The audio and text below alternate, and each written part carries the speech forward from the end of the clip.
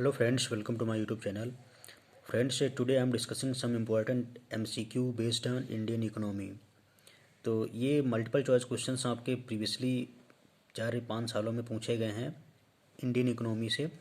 तो ये क्वेश्चंस आपके अपकमिंग एग्ज़ाम जो आपका आरआरबी एनटीपीसी या फिर आपका एनटीए नेट का है या फिर सीटेट का एग्ज़ाम्स है और डिफरेंट स्टेट्स में जो पीसीएस एग्ज़ाम्स होते हैं उसके पॉइंट ऑफ व्यू से काफ़ी इंपॉर्टेंट क्वेश्चंस हैं। आप इनको अच्छे से वॉच कीजिए और अपनी नोट्स में इसको इंक्लूड कर लेना और टाइम टू टाइम आप रिवाइज करते रहना, देखना आपका पेपर बहुत अच्छा होगा। ओके, तो बात करते हैं आपका mean standard of living is. तो ये इस किससे रिलेटेड है? पर कैपिटा जीडीपी से है। ओके, ये क्वेश्चन आपसे पूछा गया है, कई बार पूछा जा चुका है और आने की इसकी प्रोबेबिलिटी बहुत ज़्यादा है। ओके, नेक्स्ट आपका है ग्लोबल रिपोर्टिंग इनिशिएटिव GRI। तो ये क्या है आपकी GRI क्या है? तो GRI it is an independent organization है। ओके, तो ये इंडिपेंडेंट ऑर्गेनाइजेशन है। नेक्स्ट आपका है GDP at factor cost plus indirect taxes subsidies on products. तो ये किस चीज़ से रिलेटेड है आपका तो मैं आंसर सीधे डिक्टेट कर रहा हूँ यहाँ पे। तो ये जीडीपी एट प्रोड्यूसर प्राइस पे डिपेंडेंट है। ओके, तो इससे रिलेटेड है। अगला नेक्स्ट आपका है इन्वेस्टमेंट डील्स विद। तो इन्वेस्टमेंट किस चीज़ से रिलेट करता है, किस चीज़ को पॉइंट आउट करता है? Business in. तो इसमें जो आपका सही चीज़ है वो है बिजनेस इन्वेस्टमेंट इन इक्विपमेंट। बिजनेस इन्वेस्टमेंट मतलब किसी चीज़ों को आप खरीद के डाल सकते हो, वो आपका इन्वेस्टमेंट है। दूसरा आपका है spending by households on new houses. तो आप घर की कोई चीज़ खरीदते हो या घर ही नया खरीदते हो तो ये आपका इन्वेस्टमेंट कहलाता है। ओके, एक नोट पॉइंट याद रखना, purchasing a land is not a investment. ठीक है, purchasing land is not an investment. Okay, it's just a saving. तो आप ये जानते होंगे कि आजकल जो ग्रोथ ऑफ इकोनॉमी होती है वो इन्वेस्टमेंट पे होती है, ना कि सेविंग पे। अगला आपका चैलेंजेस फेस्ड बाय इकोनॉमी। तो कौन कौन से चैलेंजेस हैं जो इंडियन इकोनॉमी को फेस करने पड़ते हैं? तो देखिए ये काफ़ी इंपॉर्टेंट है, इससे आपको मैचिंग के रिगार्डिंग दे देगा या स्टेटमेंट वाइज क्वेश्चन दे देगा, जो कि पीसीएस या यूपीएससी में पूछा जाता क्वेश्चन है। तो ये उस तरीके से बन जाता है और सिंगल स्टेटमेंट आपका पूछ सकता है एसएससी या फिर आरआरबी एनटीपीसी की TGT PGT exams point of view से। ठीक है, तो चैलेंजेस फेस्ड बाय इकोनॉमी आपका है availability of goods and services. तो ये चैलेंजेस फेस करनी पड़ सकती है, availability of goods and services. Second आपका है प्रेजेंस ऑफ सप्लाई नेटवर्क। तो दूसरा आपका है प्रेजेंस ऑफ सप्लाई नेटवर्क और तीसरा है साउंड प्रोडक्शन कैपेसिटी। ठीक है, तो नेक्स्ट आपका ये 3 आपकी चैलेंजेस फेस करने हो सकते हैं इंडियन इकोनॉमी को। ओके, इसके बाद आपका है primary sector of an economy. तो प्राइमरी सेक्टर किसी इकोनॉमी का क्या होता है? तो ये आपका ऑटोमोबाइल एंड टेक्सटाइल और टूरिज्म एंड बैंकिंग। ठीक है, तो ये प्राइमरी सेक्टर्स के रिगार्डिंग इंडियन इकोनॉमी को बताता है, primary sector of an economy. उसके बाद आपका है human development report is annually published by. तो एनुअली ह्यूमन डेवलपमेंट रिपोर्ट यानी HDR कौन पब्लिश करता है? तो ये UNDP करती है, United nation development publication. Okay, तो UNDP काफ़ी पब्लिकेशंस पब्लिश करती है, उसमें से आपका ह्यूमन डेवलपमेंट रिपोर्ट भी है। अगला आपका है वर्ल्ड हैप्पीनेस रिपोर्ट यानी WHR। तो वर्ल्ड हैप्पीनेस इंडेक्स काफ़ी इंपॉर्टेंट आपका है, ये कई बार एग्जाम में पूछा गया है, इसमें से एक रिपोर्ट जरूर पूछी जाती है। तो it is published by sustainable development solution network an UN body. ठीक है, तो ये एक UN की बॉडी है, एन UN बॉडी। तो UN का मीनिंग है यूनाइटेड नेशन। ठीक है, तो एक UN की बॉडी है जिसने जो इसको पब्लिश करती है, सस्टेनेबल डेवलपमेंट के रिगार्ड सोल्यूशन नेटवर्क है, जो कि वर्ल्ड हैप्पीनेस रिपोर्ट को पब्लिश करती है। नेक्स्ट आपका है one of its important parameter is perception of corruption. ठीक है, तो ये इसका पैरामीटर है perception of corruption. Okay, in India forex reserves are managed by. तो फॉरेक्स का मीनिंग क्या होता है? Foreign exchange. ओके, इसको कौन मैनेज करता है? तो इसको आरबीआई यानी reserve bank of India manage करती है। तो ये काफ़ी इंपॉर्टेंट क्वेश्चन है, कई बार पूछा गया है पीसीएस एग्जाम में कि in India forex reserve are managed by. तो फॉरेक्स होता क्या है? फॉरेन एक्सचेंज, ठीक है, फॉरेन एक्सचेंज होता है, इसको मैनेज कौन करता है? RBI, reserve bank of India.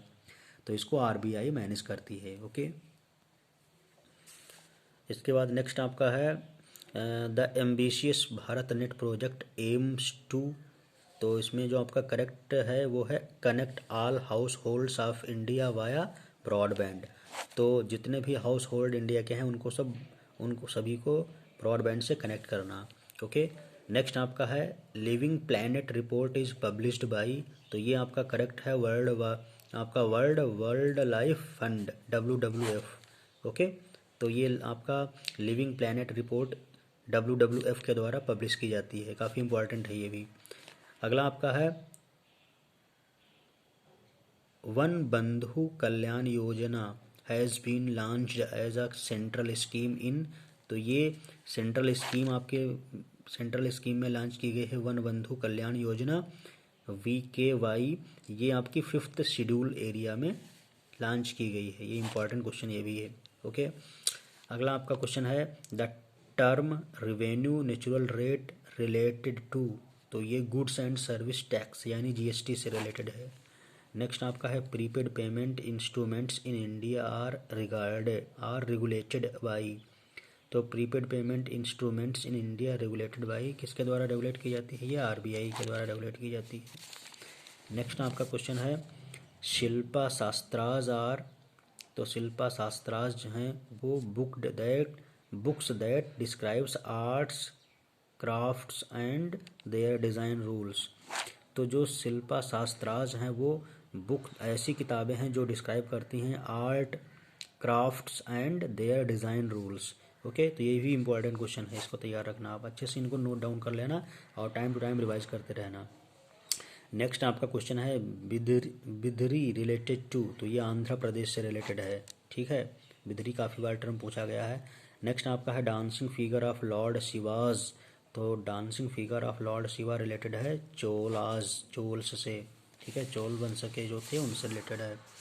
तो अगला है आपका Bombay Thane train passed through which western Ghat. तो बॉम्बे थाने जो ट्रेन पास करती है वेस्टर्न घाट से वो है बोर घाट। ओके, इसके बाद आपका क्वेश्चन है the great Indian poverty debate is a famous book by. तो ये great Indian poverty debate is a famous book किसके द्वारा लिखी गई है? तो अंगस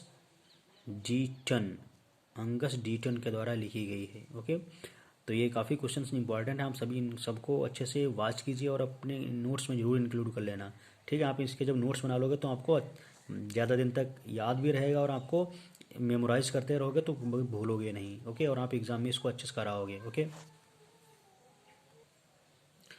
नेक्स्ट आपका क्वेश्चन है bull Nandi Shiva's most mount related to. Bull Nandi Shiva's mount related to ये किस चीज़ से रिलेटेड है? शोर टेम्पल एट महाबलेश्वर, ठीक है। तो ये किससे रिलेटेड है? शोर टेम्पल महाबलेश्वर से रिलेटेड है। काफ़ी इंपॉर्टेंट क्वेश्चन ये भी है। ओके, वैसे इंपॉर्टेंट क्वेश्चन सभी हैं, मैंने पिछले एग्जाम्स में जो आए हुए क्वेश्चन हैं उन्हीं को डिस्कस कर रहा हूँ। ये काफ़ी इंपॉर्टेंट क्वेश्चन है, आपसे अपकमिंग एग्जाम में पूछे जाने के चांसेस ज़्यादा हैं। नेक्स्ट है world development index WDI। World development indicators are annually publication of. तो आपका WDI ये वर्ल्ड बैंक के द्वारा पब्लिश किया जाता है, ठीक है। नेक्स्ट क्वेश्चन आपका है world's famous route for trade Suez canal joins. तो सूज कैनन ने क्या ज्वाइन किया है? वर्ल्ड का फेमस रूट है जो वो उसने ज्वाइन किया है रेड सी विद मेडिटेरियन सी। तो रेड सी विद मेडिटेरियन सी को ज्वाइन किया है, ठीक। काफ़ी इंपॉर्टेंट क्वेश्चन ये है आपका ज्योग्राफी से, इंडियन ज्योग्राफी से रिलेटेड क्वेश्चन। अगला है हेड काउंट रेशियो। तो ये आपका number of poor as the proportional of people below the poverty line. तो ये हेड काउंट रेशियो आपका number of poor as the proportional of people below the poverty line, ठीक है, इससे रिलेटेड है। अगला क्वेश्चन है काफ़ी इंपॉर्टेंट क्वेश्चन है, देखो कई बार SSC में पूछा गया है गोल्डन रिवॉल्यूशन। तो इसको ये कब हुआ था? तो a period when horticulture become highly productive. वह समय, वह काल जब हॉर्टिकल्चर सबसे ज़्यादा प्रोडक्टिव था। तो हॉर्टिकल्चर का मतलब क्या होता है? बागवानी। ये इंपॉर्टेंट है, याद रखना। हॉर्टिकल्चर का मतलब होता है बागवानी। तो गोल्डन रिवॉल्यूशन उस समय था जब बागवानी सबसे ज़्यादा प्रोडक्टिव में थी। ओके, नेक्स्ट आपका है virus is not decomposer. Virus को डिकम्पोज नहीं किया जा सकता, डिकम्पोजर नहीं होते हैं।